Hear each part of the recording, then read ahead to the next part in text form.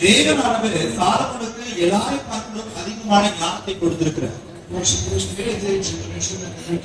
இன்னுமாக புதிய ஏற்பாட்டிலே கூட தேவன் அதிகமான ஞானத்தை நமக்கு கொடுத்திருக்கிறார். ஆனால் இது தேவனுடைய பார்வையிலே உண்மை சம்பவமாக இருக்கிறது. அதற்கு விவாதத்தை குறித்து தேவன் என்ன நினைக்கின்றார்? ஒரு மனிதன் மனைவியை கண்டறிவானால் அவர் நன்மையை கண்டறிகிறான் என்று தேவன் சொல்கிறார். அதற்கு விவாதத்தை குறித்து தேவன் என்ன நினைக்கின்றார்?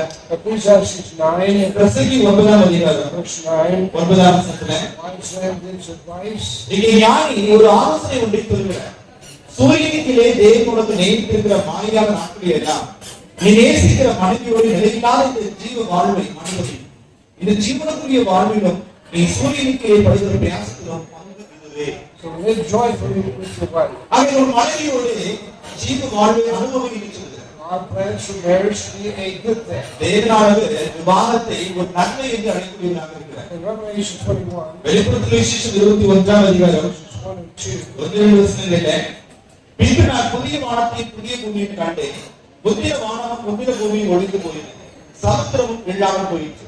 யோவானாகி நான் புதிய எருசலேம் ஆகிய பரிசுத்த நகரத்தை தேவனுக்கென்று பரலோகத்தை விட்டு இறங்குவதை கண்டேன். அதன் புருஷனுக்காக அலங்கரிக்கப்பட்ட மணவாட்டியை கூட அலங்கரிக்கப்பட்ட மணவாட்டி போல் ஆயத்தமாக்கப்பட்டிருந்தது. ஆக நியாயத்தீர்ப்பு நாளுக்கு பிறகு இருக்கக்கூடிய காட்சியாக இது விவரிக்கப்படுகிறது. புதிய வானம் புதிய பூமியை கண்டேன் என்று சொல்லுகிறார். முந்தின வானம் முந்தின பூமியை ஒழிந்து போய் என்று சொல்லுகிறார். ஆக யோவானாகி நான் பரிசுத்த நகரத்தை கண்டேன். And it was coming down from God. அது தேவனிடமிருந்து இறங்கி வர கண்டேன் என்று சொல்லுகிறார். Coming down from God out of heaven. அங்கே பரலோகத்திலிருந்து தேவனிடமிருந்து இறங்கி வர கண்டேன். And she was prepared. அது ஆயத்தமாக்கப்பட்டிருந்தது. Prepared like a bride adorned for her husband. தன் புருஷனுக்காக அலங்கரிக்கப்பட்ட மணவாட்டி போல் ஆயத்தமாக்கப்பட்டிருந்தது. Revelation 9. வெளிப்படுத்தல் விசேஷம் 9. We just read this. இப்பதான் வாசிச்சோம். In verse 6, 19ஆம் அதிகாரம் 6ஆம் வசனத்திலே I heard a voice from a great multitude. திரளான ஜனங்களிடம் சாரவாரம் போல சத்தத்தை கேட்டேன். Voice of many waters. அப்பொழுது பெருவெள்ள இரைச்சல் போல ஒரு சத்தத்தை கேட்டேன். And then it says in verse 7, 7ஆம் வசனத்தில் சொல்லுகிறார், let us be glad and rejoice and give honor to him. நாம் சந்தோஷப்பட்டு களிகூர்ந்து அவருக்கு துதி செலுத்த கடவோம். For the marriage of the Lamb is come. ஆட்டுக்குட்டியானவருடைய கல்யாணம் வந்தது. I think we all agree on what the Lamb is. அது ஆட்டுக்குட்டியானவர் யார் என்பது நாம் அனைவரும் ஒப்புக்கொண்டிருக்கிறோம் என்று கருதுகிறேன். Does this appear to be a marriage after judgment? இது நியாயத்தீர்ப்பு நாளுக்கு பிறகு நடக்கப் போகிற ஒரு விவாதமாக இருக்கிறது. Ephesians 5 எபேசியர் 5ஆம் அதிகாரம் makes it more clear. இன்னும் அதிக தெளிவுபடுத்துகிறார். 25 to 27. 25 வசனங்கள். புருஷர்களே உங்கள் மனைவிகளை அன்பு கூறுங்கள், அப்படியே கிறிஸ்தவ சபையில் அன்பு கூர்ந்து தாம் அதை திருவசனத்தை கொண்டு தண்ணீர் குடிக்கால் சுத்திகரித்து பரிசுத்தமாக்குவதற்கும் காரியங்களை முதலாளர்கள் ஒன்றும் இல்லாமல் பரிசுத்தமும் புலகித்ததுமான நவீன சபையாக அதை தமக்கு கொண்டு நிறுத்திக் கொள்வதற்கும் தம்மை தாமே அதற்காக ஒப்புக் கொடுத்தார். Many think the church is not important. அனைவரும் நினைக்கிறார்கள் சபை முக்கியத்துவம் வாய்ந்தது அல்ல என்று. Notice it says he's going to sanctify his church and cleanse it. அவர் சொல்லுகிற வார்த்தை கவனிங்க. அவர் தமது சபையை அங்கே சுத்திகரித்து பரிசுத்தமாக்க போகிறார். And then he's going to present it to himself. அதன் பிறகு தம்மையே அதற்காக ஒப்புக் கொடுக்க போகிறார். He's going to present it to himself a glorious church. அதை மகிமையுள்ள சபையாக நிறுத்தும்படியாக தம்மை தாமே ஒப்புக் கொடுக்க போகிறார். What does this picture give us? இந்த காட்சி நமக்கு எது தரக்கூடியதாக இருக்கிறது? John the 3rd chapter. யோவான் 3ஆம் அதிகாரம் 26-29. 26 வசனங்கள். How many think of Jesus this way? எத்தனை பேர் இயேசுவை மீதுமாக சிந்தித்து பார்க்கிறார்கள்? யோவான் 3ஆம் அதிகாரம் 26-27. அவர் யோவானிடத்தில் வந்து ரபி உடனே கூட யோர்தானுக்கு அக்கறைக்கு ஒருவர் இருந்தாரே, அவரை குறித்து நீரும் சாட்சி கொடுத்தீரே, இது அவர் ஞானஸ்நானம் கொடுக்கிறார், எல்லாரும் அவருக்கு போகிறார்கள் என்றார். யோவான் பிரதிபமாக பரலோகத்திலிருந்து ஒருவனுக்கு கொடுக்கப்பட்டவருடைய அவர் ஒன்றையும் பெற்றுக்கொள்ள மாட்டான். He that hath the bride is the bridegroom. 29 மணவாட்டி உடையவனே மணவாளன். And John is a friend of this bridegroom. இந்த மணவாளனுக்கு யோவான் தோழனாக இருக்கிறார். And he's rejoicing because Christ has come. கிறிஸ்துவானவர் வருகிறார் என்பதை குறித்து அவர் மிகவும் சந்தோஷப்படுகிறார் இருக்கிறார். What is Christ in this verse? அவர் இந்த வசனத்தில் இயேசுவானவர் என்னவாக இருக்கிறார்? He's a bridegroom. அவர் மணவாளனாக இருக்கிறார். So why does the Lord have marriage on earth? ஆக பூமியிலே தேவன் விவாகத்தை ஏன் ஏற்படுத்தியிருக்கிறார்? Why does He have service for marriage? எதற்காக தேவன் விவாகத்தை இவ்விதமாக ஒழுங்கு செய்திருக்கிறார்? There's going to be another marriage in heaven. எங்கள் பரலோகத்திலே விவாகமானது சம்பவிக்க போகிறது. Christ is going to marry His church. கிறிஸ்துவானவர் தம்முடைய சபையை விவாகம் செய்து கொள்ள போகிறார். Isaiah 54. ஏசாயா 54 Speaking about the church here in prophecy. அங்கே தீர்க்கதரிசனத்திலே சபையை குறித்து பேசிக் கொண்டிருக்கிறார். Reading verses 5 and 6. 5 வசனங்களை வாசிக்கிறோம். ஒரு சிருஷ்டியிலே ஒரு நாயகர், சேனைகளின் கர்த்தர் என்பது ஒரு நாமம். இஸ்ரவேலின் பரிசுத்தர் ஒரு மீட்பர், அவர் சர்வ பூமியின் தேவன் எனப்படுவார். He tells the church, அவர் சபையை குறித்து சொல்கிறார், your maker is your ஒரு husband. சிருஷ்டியிலே ஒரு நாயகர். Kind of an honorability to be married to Christ. அவர் விவாகம் இயேசுவை விவாகம் செய்து கொள்ள போகிற விவாகம் செய்து கொள்வது எவ்வளவு ஒரு கனத்துக்குரிய ஒரு காரியமாக இருக்கிறது. In Mark the 2nd chapter, mark 2ஆம் அதிகாரம் Jesus testifies to the same thing. இயேசுவானவர் அதே காரியத்தை சாட்சி கொடுக்கிறவராக இருக்கிறார். 18-20. மார்க் 2ஆம் அதிகாரம் 18 வசனங்கள். யோவானுடைய சீசரும் பரிசேயருடைய சீசரும் உபவாசம் பண்ணி வந்தார்கள். அவர்களிடத்தில் வந்து யோவானுடைய சீசரும் பரிசேயருடைய சீசரும் உபவாசிக்கிறார்களே, உடைய சீசர் உபவாசிக்காமல் இருக்கிறது என்ன என்று கேட்டார்கள். அதற்கு இயேசு, மணவாளன் தங்களோடு இருக்கையில் மணவாளுடைய தோளில் உபவாசிப்பார்களா? மணவாளன் தங்களுடைய இருக்கும் வரைக்கும் உபவாசிக்க மாட்டார்களே. This bridegroom is going to be crucified அங்கே மணவாளன் சிலுவையில் அறையப்பட போகிறார். and taken away from him. அவர்கிட்ட எடுத்து நீக்கி போட போகிறார்கள். He's going to return, அவர் திரும்ப வருவார். and nobody will take the apostles' joy from them. அப்பொழுது அப்போஸ்தலர்களை அவர்களிடமிருந்து ஒருவரும் பிரித்துக் கொள்ள முடியாது. This is the resurrection. இது உயிர்த்தெழுதலை குறித்து பேசிக் கொண்டிருக்கிறார். In our marriage, someone presents the bride. நம்முடைய விவாதத்திலே அங்கே Someone presents the bride. மனைவியை கொடுக்கக்கூடியவர். And we're looking at 2 Corinthians 11. 2 கொரிந்தியர் 11ஆம் அதிகாரத்தை கவனிங்க. 1 and 2. 1-2 வசனங்கள். 2 கொரிந்தியர் 11ஆம் அதிகாரம் 1-2 வசனங்கள். என் புத்தியினத்தை நீங்கள் சற்றே சகித்தால் நலமாக இருக்கும். என்னை சகித்து இருக்கிறீர்களே, நான் உங்களை கற்புள்ள கன்னிகையாகிய கிறிஸ்துவிடம் ஒரே புருஷனுக்கு ஒப்புக்கொடுக்க நியமிக்க முடியாது. உங்களுக்காக தேவ வைராகியம் கொண்டிருக்கிறேன். Paul's talking about the Corinthians here. அங்கே பவுல் கொரிந்தியரிலிருந்து பேசிக் கொண்டிருக்கிறார். Paul wants to present Christians to Christ as part of his bride. அங்கே கொரிந்தியர்களை அங்கே அவருடைய மனவாட்டியின் ஒரு பாகமாக கொடுத்திருக்கிறார். Can you imagine when you see Paul presenting the church of Corinth to Christ? அங்கே Corinth சபையை கிறிஸ்துவுக்கு கொடுப்பது என்றால் கற்பனை செய்து பார்க்க முடிகிறதா? Is that what he says? அப்படிதான் சொல்றாரா? That I may present you a chaste virgin to Christ. நான் உங்களை கற்புள்ள கன்னிகையாகிய கிறிஸ்துவின் ஒரே புருஷனுக்கு ஒப்புக்கொடுக்க நியமிக்கப்படுகிறார். We've already read where Christ is going to present the church to himself. ஏற்கனவே கிறிஸ்துவானவர் அங்கே தம்மை அதற்காக ஒப்புக்கொடுத்திருக்கார் என்பதை நாம் கவனிக்கிறோம். Matthew the 16th chapter, மத்தேயு 16ஆம் அதிகாரம் 16-18. 16-18 வசனங்கள். மத்தேயு 16-18. சீமோன் பேதுரு பிரதியுத்தரமாக, நீ ஜீவனுள்ள தேவனுடைய குமாரனாகிய கிறிஸ்து என்றார். இயேசு அவனை நோக்கி, யோனாவின் குமாரனாகிய சீமோனே, நீ பாக்கியவான். மாம்சமும் இரத்தமும் இதை உனக்கு வெளிப்படுத்தவில்லை, பரலோகத்திலிருக்கிற என் பிதா இதை உனக்கு வெளிப்படுத்தினார். மேலும் நான் உனக்கு சொல்லுகிறேன், நீ பேதுருவாய் இருக்கிறாய். இந்த கன்னிகையின் சபையை கட்டுவேன், பாதாளத்தின் வாசல்கள் அதை மேற்கொள்வதில்லை.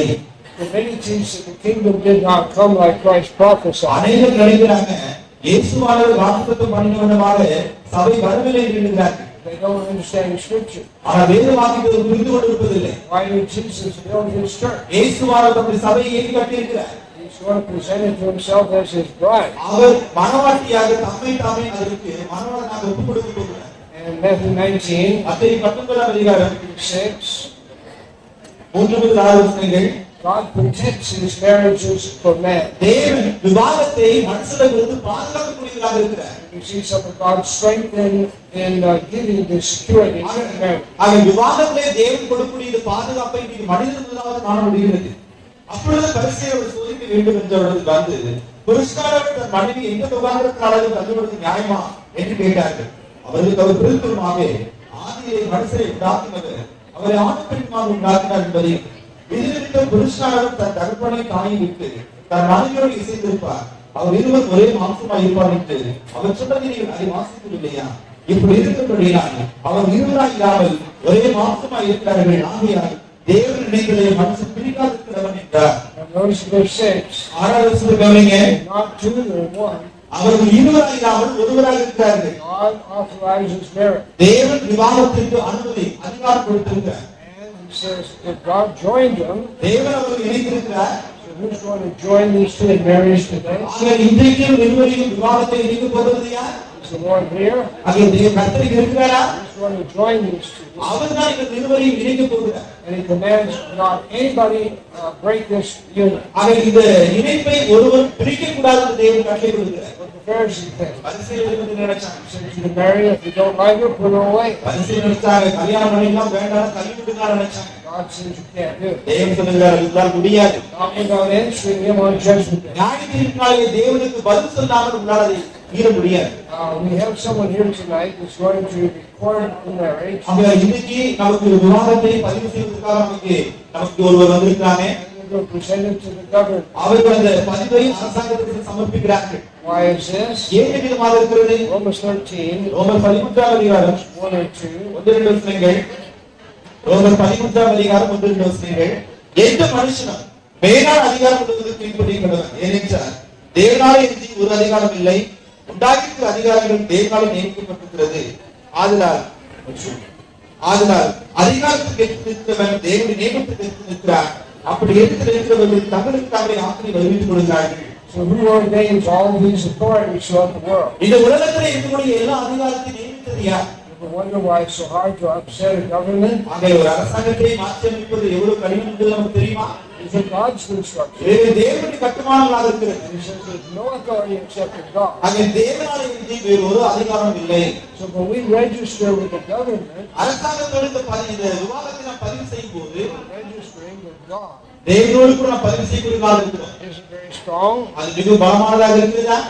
Governments all over the world do the same thing. உலகம் முழுவதும் இருக்கக்கூடிய அரசாங்கங்கள் அவ்விதமாக தான் செய்கின்றன. It's the same one that makes the government. இது அரசாங்கத்தை ஏற்படுத்துகிறவர் அதை தான் செய்யக்கூடியவராக இருக்கிறார். So any marriage registered with the government has the power of the government. ஆக விவாதத்தில் எந்த ஒரு விவாதமும் அரசாங்கத்தில் பதிவு செய்யப்படும் போது அரசாங்கம் இங்கே பலமான அதிகாரம் உடையதாக இருக்கிறது. You break the marriage easily. விவாதத்தை எளிதாக முடிச்ச முடியுமா? Maybe in the village.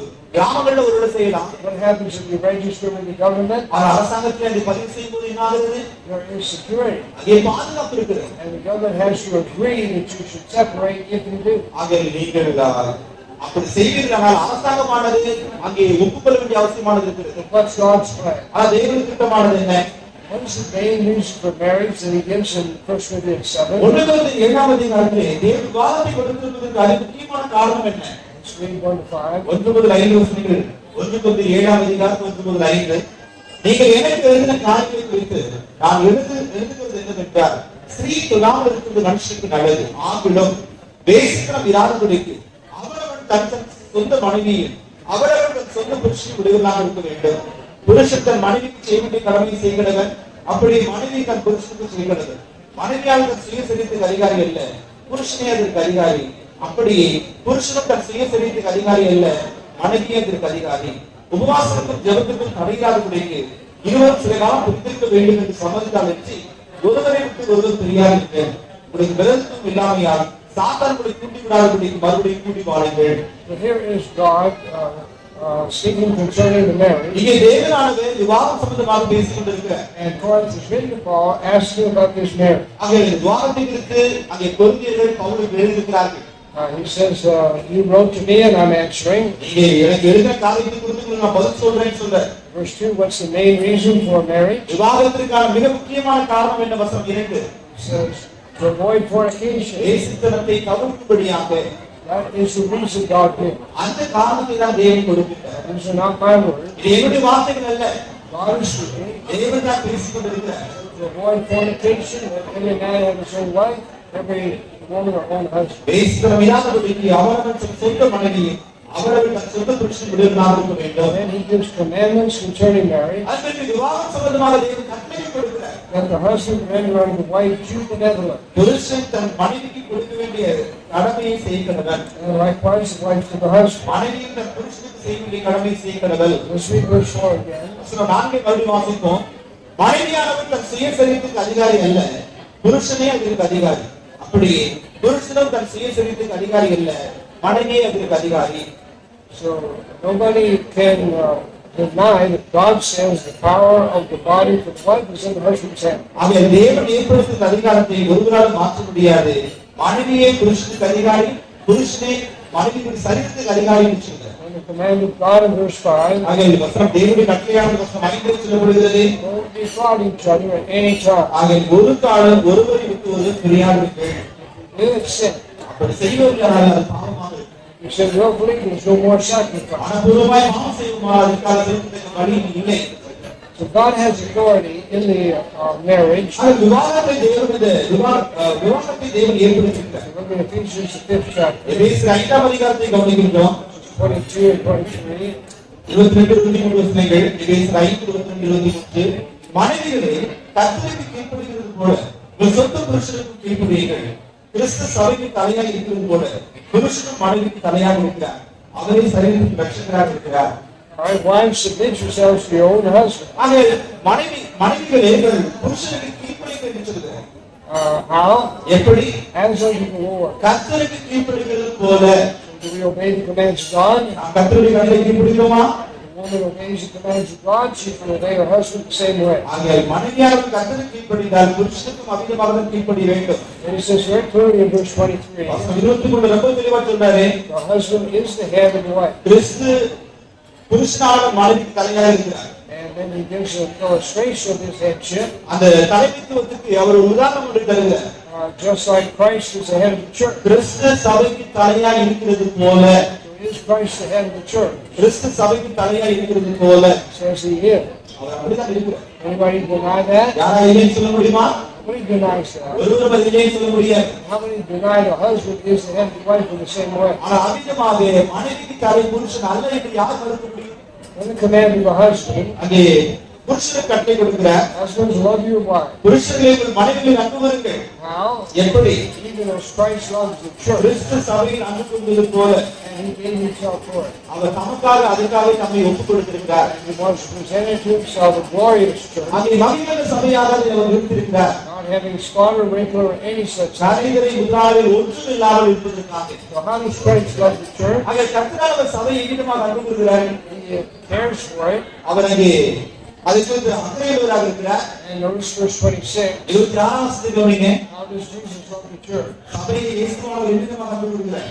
Sanctifying it, அதை அவர் சுத்திகரித்து he's cleansing it பரிசுத்தமாக்குகிறார். by washing the water by the word. திருவசனத்தை கொண்டு தண்ணீர் முழுக்கினார். And he wants to present it to himself a glorious church, அங்கே மகிமையான சபையாக அது இருக்க வேண்டும் என்று விரும்புகிறார். not having spot or wrinkle or any such thing, கரை முதலாளில் ஒன்றும் இல்லாமல் but that it should be holy and without blemish. பரிசுத்தமும் பிழைக்குமான சபையாக இருக்கும்படியாக What is Jesus doing to his church? இயேசு தம்முடைய சபையை என்ன செய்து கொண்டிருக்கிறார்?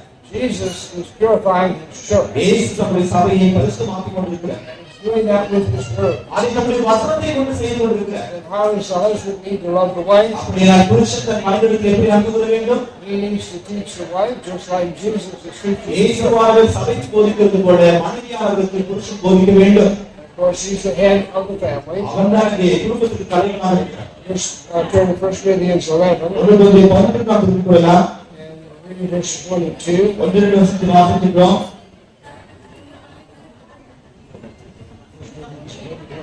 1 கொரிந்தியர் 11 அதிகாரம் 1-2 வசனங்கள்.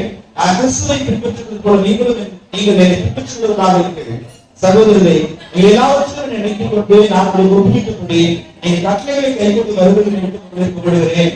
So the Christian, the Corinthians obey, he praises the ஆக Lord. கிறிஸ்தவர்கள் தேவனுடைய கட்டளை கீழ்ப்படியும் போது தேவன் அவர்களை கும்பிடுகிறார். Then he makes it very clear again. அதை தெளிவா சொல்ற I would have you know the head of every man is Christ. ஒவ்வொரு புருஷனுக்கும் கிறிஸ்து தலையாக இருக்கிறார் என்று நீங்கள் அறிந்திருக்க வேண்டும். He's our head, who should be obeyed. அவர் நம்முடைய தலை என்று சொன்னால் நாம் யாருக்கு கீழ்ப்படிய வேண்டும்? He's our master, who should be obeyed. அவர் நம்முடைய குரு என்று சொன்னால் நாம் யாருக்கு கீழ்ப்படிய வேண்டும்? He said the head of the woman is the man. அவர் சொல்கிறார் ஒவ்வொரு ஸ்திரீக்கும் புருஷன் தலையாக இருக்கிறார். The head of Christ is God. கிறிஸ்துவுக்கு தேவன் தலையாக இருக்கிறார். It's authority structure. இதுதான் அதிகார படிநிலையாக இருக்கிறது. It is. அப்படித்தான் இருக்கிறது. Are we going to obey it or are we going to do our own thing? கீழ்ப்படிய போகிறோமா கிறிஸ்துவுக்கு சாமிக்கு போகிறோம்? Today the world is seeking to destroy Christianity. இதை உலகமான கிறிஸ்தவத்தை அழித்துக் கொள்வதற்கு முயற்சிக்கிறது. Teach our children in the schools and universities. பிள்ளைகளுக்கு பள்ளிகளில் இப்படிப்பட்ட காரியத்தை அவர் கற்றுக் கொடுக்கிறார். They're trying to make woman the head of the house. வீட்டின் தலைவராக மனைவி ஸ்திரீயை ஏற்படுத்த முயற்சிக்கிறார்கள். Started out with equal rights, முதலாவது சம உரிமை சொல்கிறார்கள். and then it turned out to be the woman to be the main head. அது முக்கிய தலையாக வந்து ஸ்திரீ ஆக்குவதற்கு முயற்சிக்கிறார்கள். All over the world, we're finding more and more women in the government at the head. விதமாக அரசாங்கத்திலே எல்லாரையும் ஸ்திரீகளை தலைமையாக்குகிறார்கள். That's the world's plan. இதுதான் உலகத்துடைய திட்டமாக இருக்கிறது. Why? ஏன்? They want to destroy Christianity. கிறிஸ்தவத்தை அழித்து விடுவதற்கு முயற்சிக்கிறார்கள். Why? ஏன்? They want us to serve and worship them. அவர்களை நாம் பணிந்து சேவிக்க வேண்டும் என்று விரும்புகிறார்கள். If they destroy the hierarchy in the house, they destroy Christianity. வீட்டில் இருக்கக்கூடிய அதிகார வர்க்கத்தை அவர்கள் அழித்து விட்டால் அவர்கள் அதை செய்து விட முடியும். No authority, what is Christ have? அதிகாரம் இல்லை என்றால் கிறிஸ்துவால் என்ன செய்ய முடியும்? We see what Jesus does. இயேசுவால் என்ன செய்கிறார் என்பதை நாம் காத்திருந்து பார்ப்போம். Ephesians the first chapter, எபேசியர் 1 அதிகாரம் verse 12. 12வது வசனம். The Lord is working everything together for good. கர்த்தர் தமக்கு நன்மைக்கு ஏதுவாக சகலத்தையும் நடப்பித்துக் கொண்டிருக்கிறார். All these governments are the work of His hands. எல்லா அரசாங்கமும் அவருடைய கருத்து கிரியாக இருக்கிறது. You see, if we resist the government, we resist God. நாம் அரசாங்கத்தில் இருந்திருப்போமானால் தேவனை எடுத்திருக்கிறோம் என்று தேவன் சொல்கிறார். Verse 12. 12வது வசனம். அவர் சித்தத்தின் ஆலோசனைக்கு தக்கதாக எல்லாவற்றையும் நடப்பிக்கிறவருடைய தீர்மானப்படி நாங்கள் முன்குறிக்கப்பட்டது கிறிஸ்துவுக்குள் அவருடைய சுதந்திரமாகும்படி தெரிந்து கொள்ளப்பட்டோம். So God is working all these things. எல்லா காரியங்களையும் தேவனுக்கு கிரியை செய்து கொண்டிருக்கிறார். How many people in our government know that? How many people in the government know that? ஆனால் தேவன் தான் அதை நடத்தி கொண்டிருக்கிறார் என்று நம்முடைய அரசாங்க மக்களுக்கு எத்தனை பேருக்கு தெரியும்? Let's turn to Isaiah, the 10th chapter, ஏசாயா 10ஆம் அதிகாரம் பார்த்துக்கொள்ளலாம். verses 5 through 7. 5 முதல் 7 வசனங்கள். As you read this, keep in mind, this king is one that rules the world at this time. பாருங்கள், இந்த காலகட்டத்தில் உலகம் முழுவதும் ஆளுகை செய்து ராஜாவை குறித்து நாம் ஆசைக்கிறோம். Not good is the king of the city. சனகரின் ராஜா அசீரிய தேசத்தின் ராஜாவாக இருந்தார். All the world serves him. உலகம் முழுவதும் அவரை சேவித்துக் கொண்டிருந்தது. Let's look at what God said. தேவன் அவரை குறித்து என்ன சொல்கிறார் என்பதை பார்ப்போம். ஏசாயா 10:5-7. என் கோபத்தில் போராடி அசீரியன் கையோ அவன் கையில் இருக்கிறது என் சினத்தின் கண்டாயுதம். அவர் பக்தியான ஜனங்களுக்கு விரோதமாய் நான் அவனை அனுப்பி எனக்கு கோபப்பட்ட ஜனத்தை கொள்ளையிடவும் சூறையாடவும் அது வீதியில் சேர்ச்சை போல் விதித்துக் கொள்ளும் என கட்டளை கொடுப்பேன். அவனோ அப்படி எண்ணுகிறதும் இல்லை. அவன் இறுதியும் அப்படிப்பட்டது நினைக்கிறதும் இல்லை. அநேக ஜாதிகளை அழிக்கவும் சங்கரிக்கவுமே தன் மனதில் நினைவு கொள்கிறார். So Sennacherib didn't know it. சனகரின் ராஜாவுக்கு தெரியாது.